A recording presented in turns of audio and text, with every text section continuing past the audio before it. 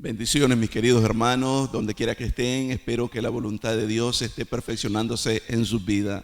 Los amo, los quiero mucho, mis hermanos, y en esta hora les voy a estar hablando de este tema que ha venido tratando Dios conmigo, porque cuando uno va a orar, busca la presencia de Dios, surgen un montón de interrogantes. Y me he dado cuenta que muchas personas, cuando alguien le dice que va a entrar en la presencia de Dios, no lo pueden entender, ni siquiera tienen una idea de cómo eso puede surgir. Y una de las preguntas que me han hecho a mí es: ¿cómo se puede entrar en la presencia de Dios?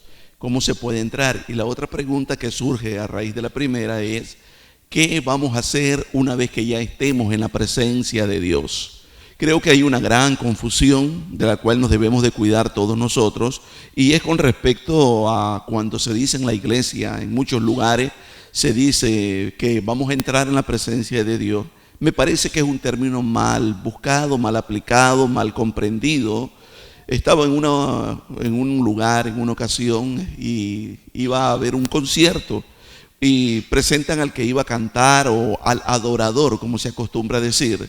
Y el que lo presentó decía más o menos lo siguiente: en este momento los voy a dejar con ustedes al fulano de tal que nos va a llevar a la presencia de Dios. Honestamente, a mí como que me golpeó con lo que conozco de la Biblia, con lo poco que conozco de la Biblia. Sentí como que aquello no calzaba en lo que yo ya conocía de la palabra, porque entiendo después de todo ese tiempo hasta el día de hoy que nadie te puede llevar a la presencia de Dios, absolutamente nadie. Ningún hombre te puede llevar a la presencia de Dios. He entendido por el estudio de la palabra que cada uno de nosotros tiene la responsabilidad no solo de ir a la presencia de Dios, sino de mantenerse dentro de esa presencia del Señor.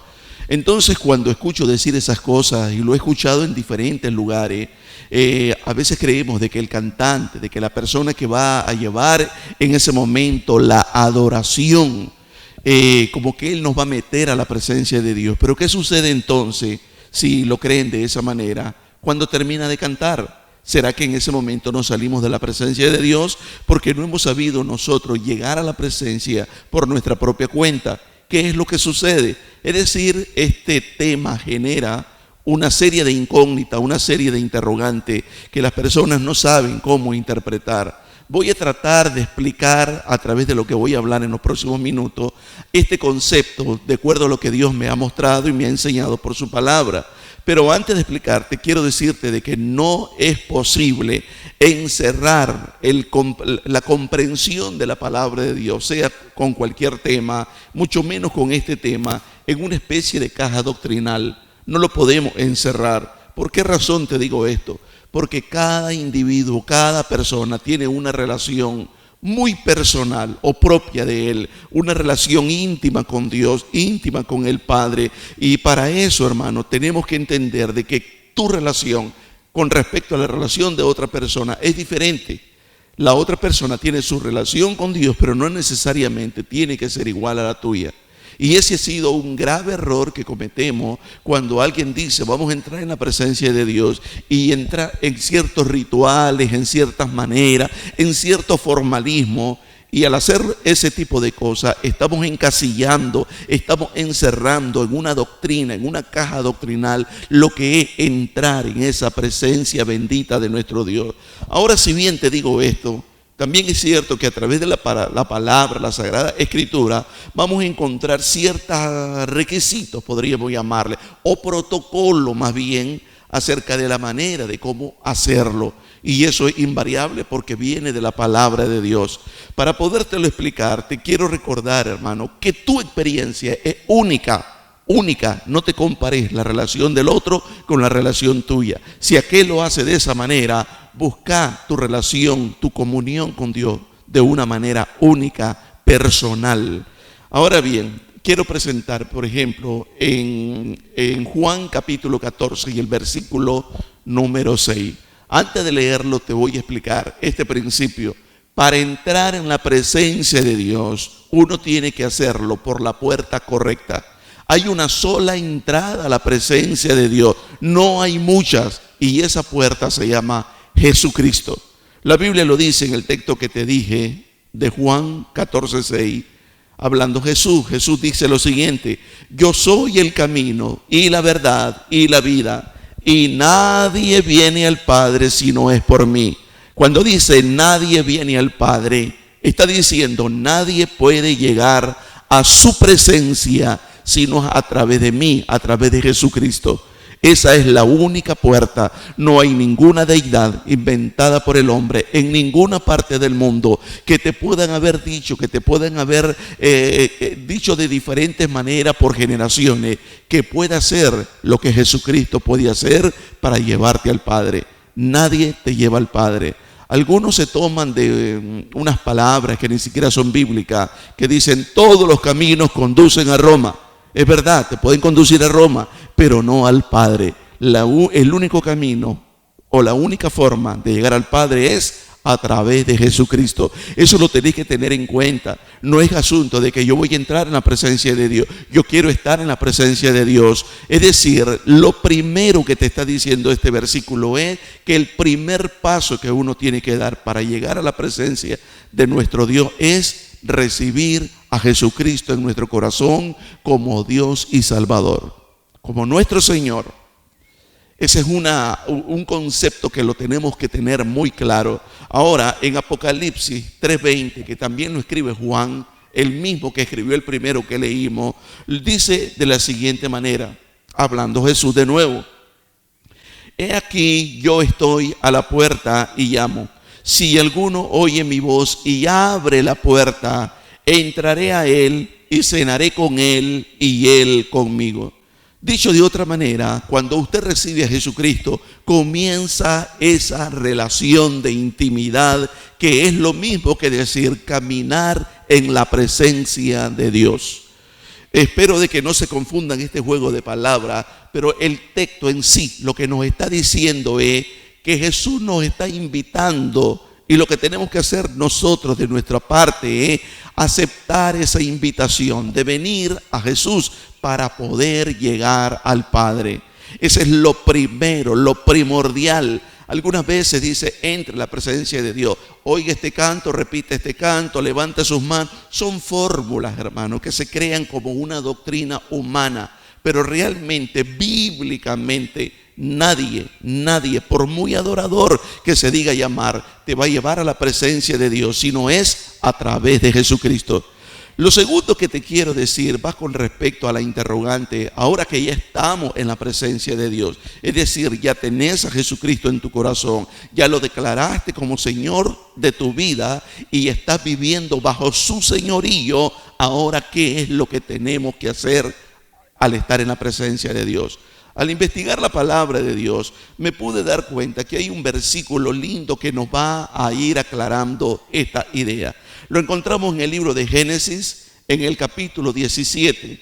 El versículo 1 te lo voy a leer hasta el 14. Los 14 versículos te lo voy a leer, pero voy a utilizar la Nueva Versión Internacional, porque utiliza una palabra, una forma de explicarlo que me parece muy apropiada con el estudio que tenemos.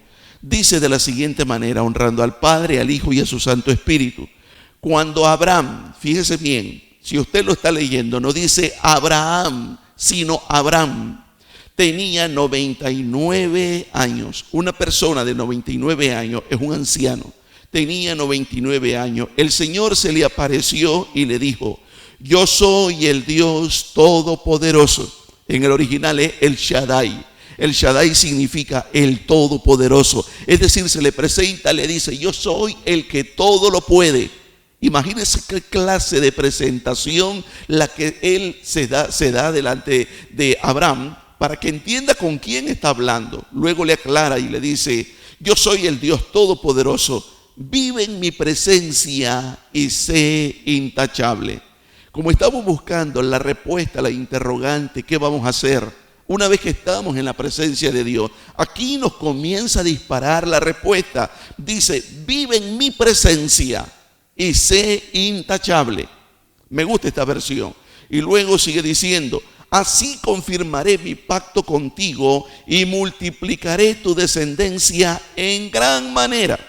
Al oír que Dios le hablaba, Abraham cayó rostro en tierra y Dios continuó: Este es el pacto que establezco contigo. Una vez en la presencia comienza un pacto que nosotros hacemos con Dios. Y le dice, este es el pacto. Tú serás el padre de una multitud de naciones. Ya no te llamarás Abraham, sino que de ahora en adelante tu nombre será Abraham, porque te he confirmado como padre de una multitud de naciones. Te haré tan fecundo, está hablando a un anciano, te haré tan fecundo que de ti saldrán reyes y naciones. Estableceré mi pacto contigo y con tu descendencia como pacto perpetuo por todas las generaciones. Yo seré tu Dios y el Dios de tus descendientes. Mire cómo al entregarnos a Dios, la bendición alcanza a nuestros descendientes. A ti y a tu descendencia les daré una posesión perpetua, toda la tierra de Canaán, donde ahora andan peregrinando. Y yo seré su Dios. Dios también le dijo a Abraham, cumple mi pacto, óyelo bien, cumple mi pacto tú y toda tu descendencia por todas las generaciones. Y este es el pacto que establezco contigo y con tu descendencia y que todos deben de cumplir.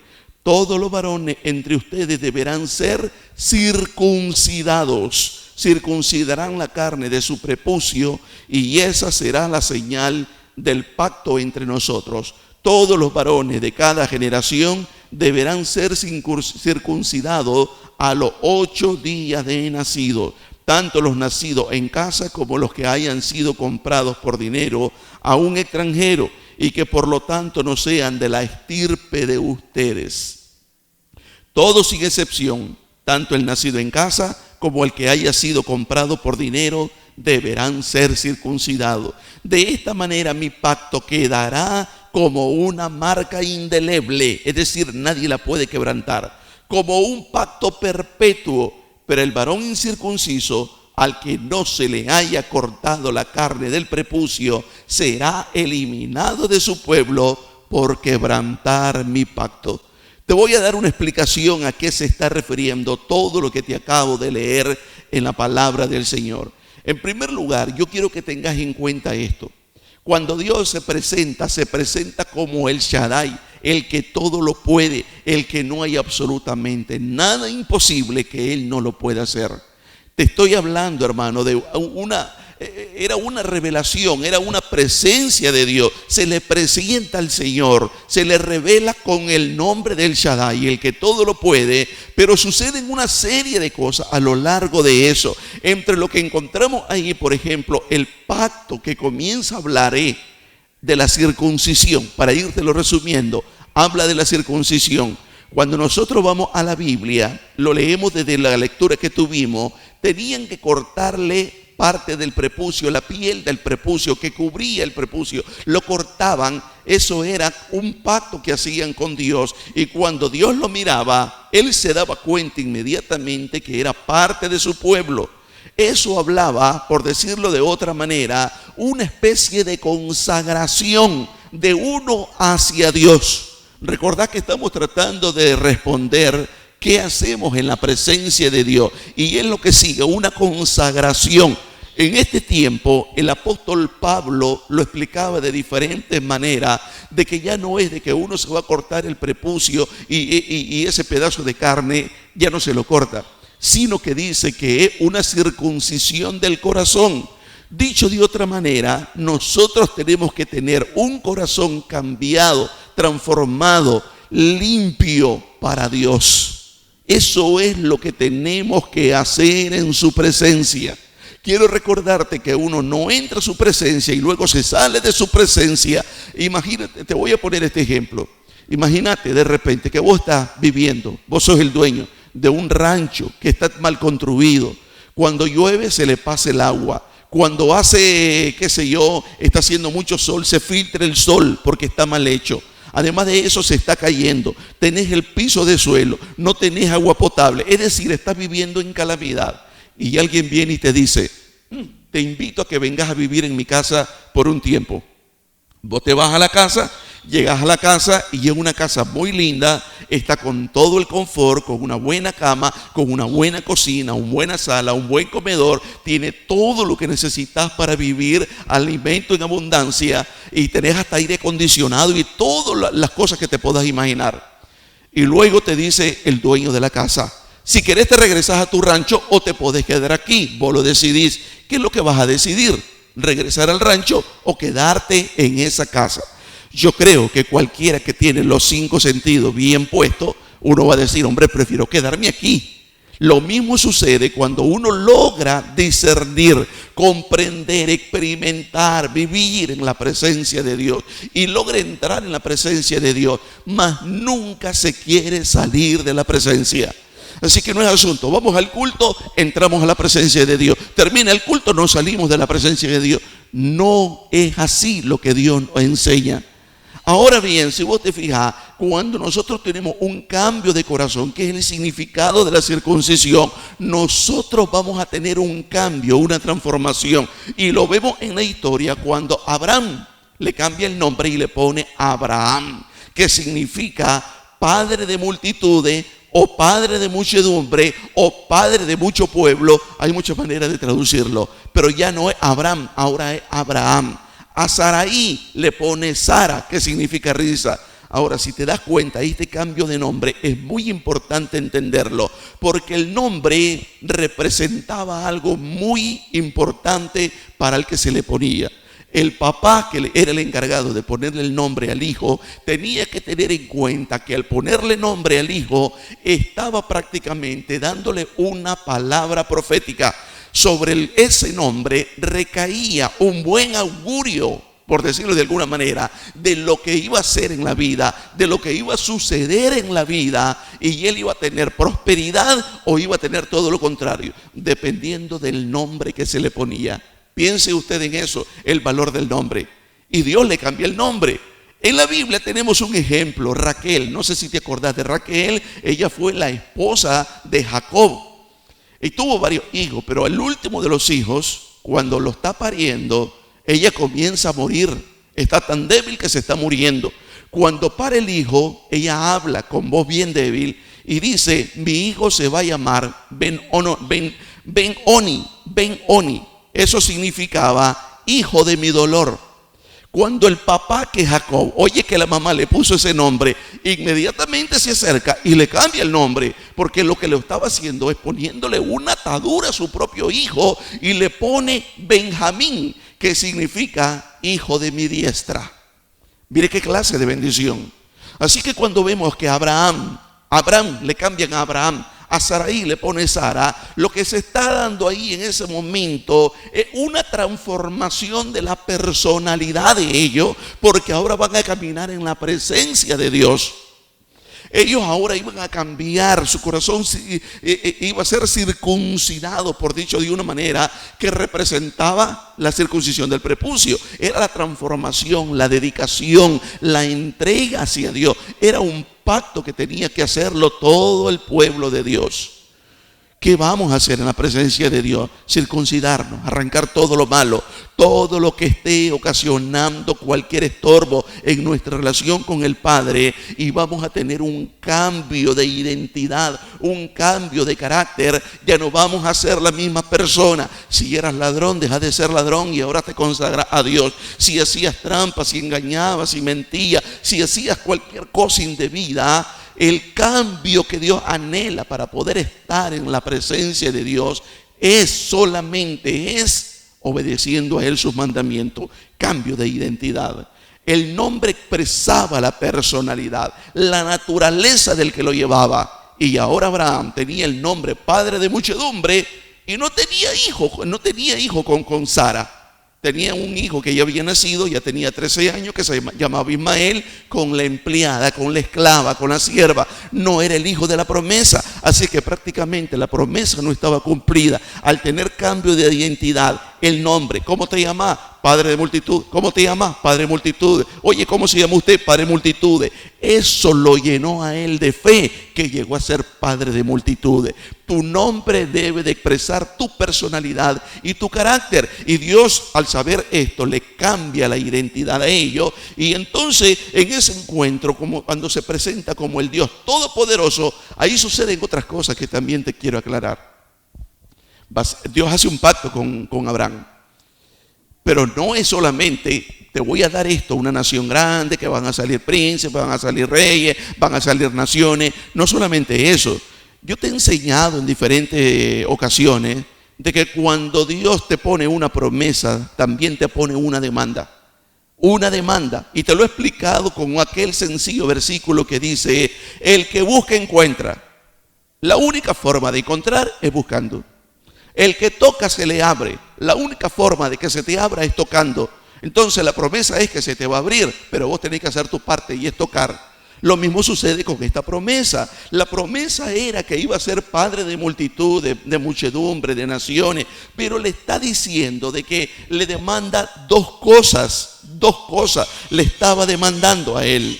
Y lo que le estaba demandando era de que él tenía que confirmar el pacto en su presencia, pero lo tenía que hacer a través de la circuncisión por sus generaciones, caminar en obediencia. Y cuando yo veo en lo que acabamos de leer, Abraham, cuando escucha de que es el Todopoderoso el que le habla, dice la Biblia que cayó postrado sobre su rostro.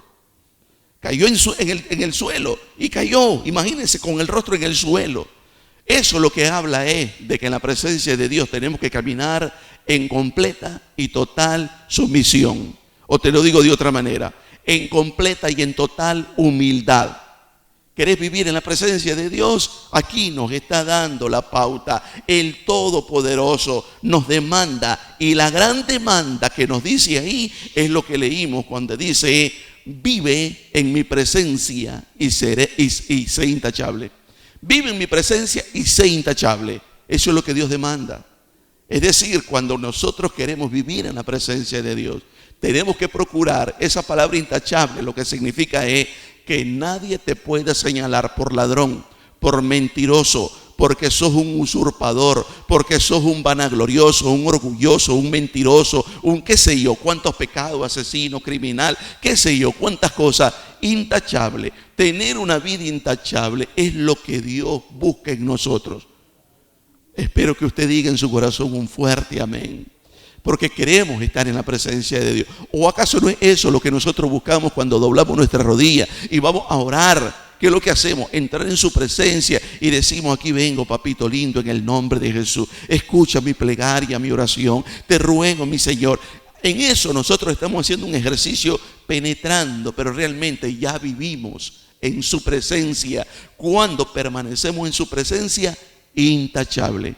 ¿Qué sucede, hermano? ¿Qué sucede el vivir en su presencia? ¿Qué sucede en ese punto? Lo que sucede es que vamos a tener una comunión, una dulce comunión, le llama la palabra, una dulce comunión con el Padre, una relación donde nosotros nos convertimos en adoradores. En adoradores, esa palabra es muy amplia y yo te lo he explicado en otras ocasiones. Adoramos cuando estamos en nuestro negocio, cómo tratamos al cliente, cómo tratamos a nuestras esposas, cómo tratamos a nuestros hijos, cómo tratamos al vecino. Somos adoradores en nuestra manera de vivir, de tal manera que en todos los aspectos de nuestra vida hay una intimidad, hay una relación de adoración. Eso es lo que sucede en su presencia. No es asunto de que me voy a salir para ir a pecar y luego volvés a penetrar. No se trata de eso. Entonces, ¿qué más sucede cuando vivimos en la presencia de Dios? Lo que sucede es que nos damos cuenta de que jamás ni nunca nos podemos apartar de su presencia. Siempre donde vayamos, donde quiera que nos encontremos, también la presencia de Dios estará ahí. Acordate lo que decía David: ¿a dónde huiré de tu presencia? Si subiré hasta el cielo, ahí estás tú. Si bajara hasta el Seol, ahí estás tú. Si me escondo debajo de la roca, ahí estás tú. No hay un lugar donde huir de la presencia. Eso lo tenemos que tener claro. ¿Por qué? Porque eso nos va a ayudar a vivir intachable. Cuando estés a punto de caer, recordá, ahí está Dios observando. Ahí está Dios viendo y escuchando todo lo que estás hablando, lo que estás haciendo. Eso nos va a frenar para vivir de una manera intachable. ¿Qué más sucede al vivir en la presencia de Dios?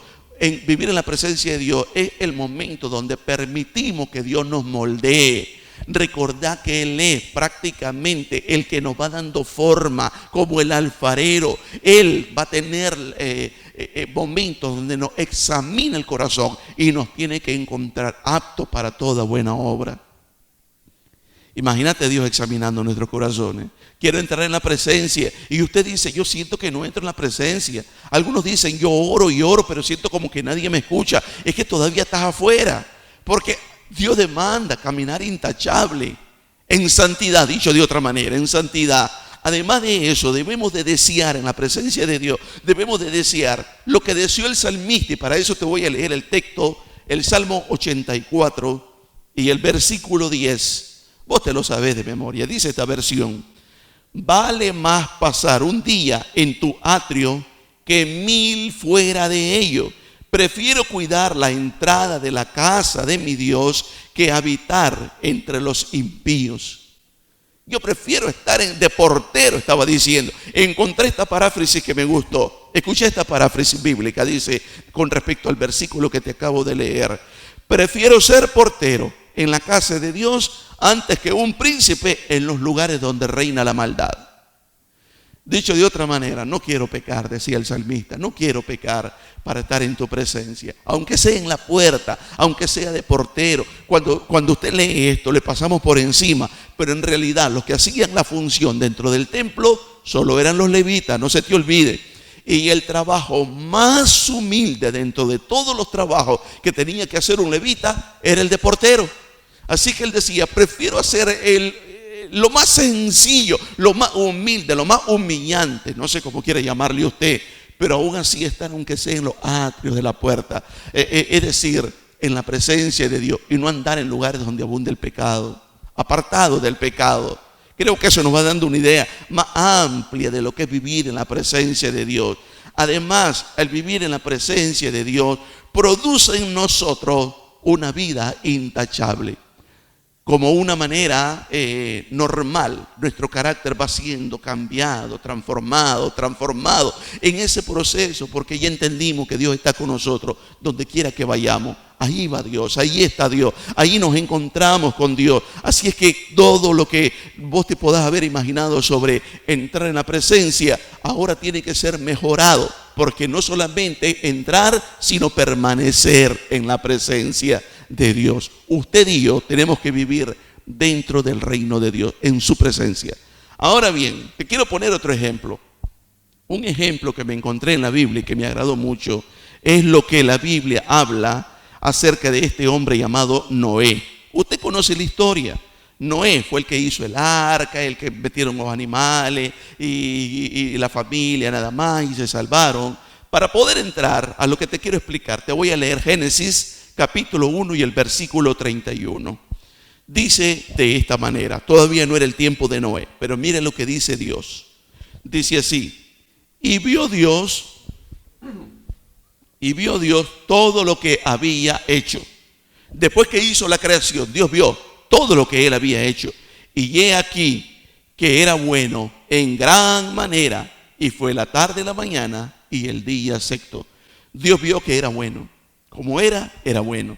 Pero inmediatamente, eso es en el capítulo 1. Cuando avanzamos hasta el capítulo 6, sucede algo impresionante en el capítulo 6. En el Génesis 6, del versículo 5 al 13, ahora escucha el cambio que dio en la perspectiva de lo que Dios había dicho de la tierra y de su creación. Dice así ahora: y vio Jehová que la maldad de los hombres era mucha en la tierra, y que todo designio de los pensamientos del corazón de ellos era de continuo solamente el mal. Y se arrepintió Jehová de haber hecho hombre en la tierra, y le dolió en su corazón. Y dijo Jehová: raeré de sobre la faz de la tierra a los hombres que he creado, desde el hombre hasta la bestia, y hasta el reptil y las aves del cielo, pues me arrepiento de haberlo hecho. Pero Noé halló gracia ante los ojos de Jehová. estas son las generaciones de Noé. Noé, varón justo, era perfecto en sus generaciones. Con Dios caminó Noé y engendró tres hijos, a Sem, a Cam y a Jafet. Y se corrompió la tierra delante de Dios, y estaba la tierra llena de violencia. Y miró Dios la tierra, y aquí que estaba corrompida, porque toda carne había corrompido su camino sobre la tierra. Dijo pues Dios a Noé: he decidido el fin de todo ser, porque la tierra está llena de violencia a causa de ello. He aquí que yo lo destruiré con la tierra. Si usted se fija en estas perspectivas, es totalmente diferente. Primero Dios hace la creación y lo ve lindo, lo ve bien. Pero aquí estaba diferente a causa del hombre. El hombre se había corrompido y ahora ya no podía caminar en la presencia de Dios. Al hacer esto, Dios ahora lo quiere destruir. Pero yo quiero que usted se dé cuenta que el tiempo donde nosotros vivimos se parece al tiempo de Noé. Este mensaje de la historia de Noé es un mensaje de esperanza, pero también es un mensaje de advertencia sobre todo lo que nosotros podamos vivir en esta tierra. La destrucción nos espera si estamos viviendo fuera de la voluntad de Dios, o dicho de otra manera, fuera de la presencia de Dios. Nos espera solo lo malo. Por eso, mis hermanos, nosotros tenemos que caminar con Dios. Me encanta lo que dice Dios. Te leo Génesis el 6:9, pero en la Nueva Traducción Viviente. Solo el 9, ya lo leímos, pero ahora te leo solo el 9, el 6:9. Escucha lo que dice. Por eso es lo importante de hacer estas comparaciones. Dice así: este es el relato de Noé y su familia. Noé era un hombre justo, la única persona intachable. Y eso es lo mismo que Dios pide, que vivamos intachables en su presencia. Lo que nos decía a través de Abraham.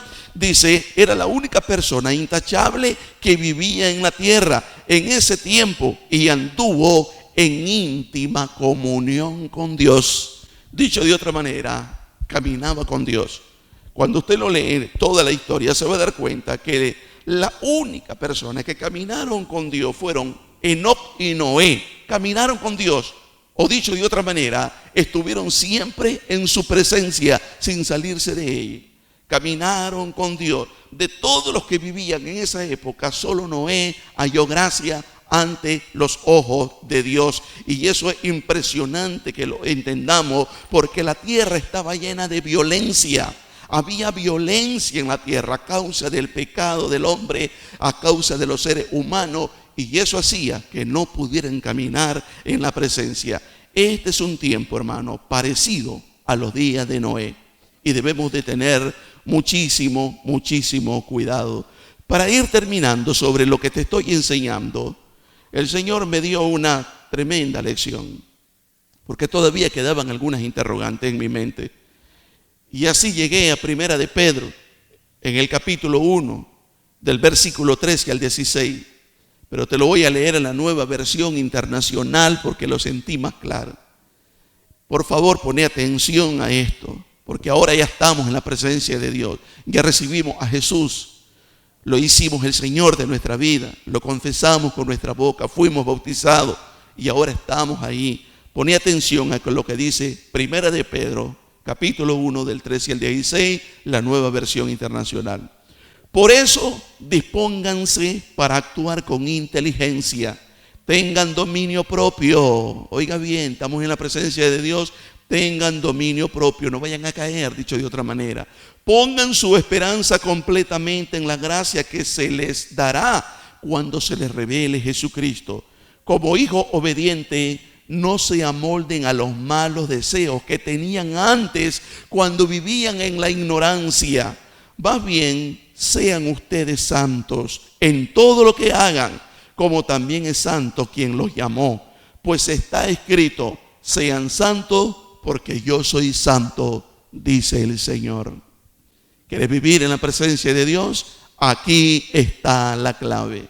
Vivamos en total y completa integridad delante de Dios. Vivamos en completa razón de vivir en esa presencia. Yo quiero vivir en su presencia, pero dice, vive en integridad. vive tomado de mi mano. Que le decía él a Abraham: vive en mi presencia y sé intachable. Bendito el nombre del Señor. Estaba oyendo una canción en esta tarde que dice: quiero más de su presencia. Ese debe de ser nuestro clamor, queridos hermanos. Quiero más de su presencia. Cuidado, te vas a descarriar en este tiempo crítico. Este tiempo muchas personas se resbalan de la gracia y es difícil entrar nuevamente a su presencia. Yo te demando en el nombre de Jesús, aférrate al Señor tomado de su mano, y como Enoc, camina siempre con Dios, como lo hizo también Noé, vivir en su presencia. Padre, en el nombre de Jesús, yo bendigo a cada persona que ha estado pendiente de todo lo que se ha estado enseñando en esta hora. Te ruego, Señor, que no solamente podamos entrar en tu presencia, sino que podamos vivir y mantenernos en ella. Que podamos entender que no hay ninguna deidad creada, inventada por el hombre, que pueda acercarnos a ti, solamente Jesucristo. Ayúdanos a ser adoradores en todo lo que hagamos, Dios mío. Por favor, bendícenos en todo lo que hagamos. Ahora mismo yo bendigo a todas aquellas personas que han estado conectadas con nosotros. En el nombre poderoso de Jesús. Amén y amén. Bendiciones, hermanos.